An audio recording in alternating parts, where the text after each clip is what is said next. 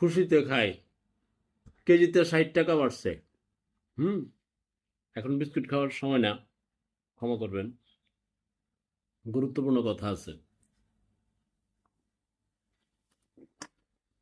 ডান হাতে পানি খেলাম, আরেক ভিডিওতে ভুল করে বাম হাতে খেয়ে ফেলছিলাম, ক্ষমা করবেন। ভুল মানুষেরই হয়, আমাদের ভুল হয়, ক্ষমা করবেন। অনেকে অনেক কারণে রাগ করে থাকেন।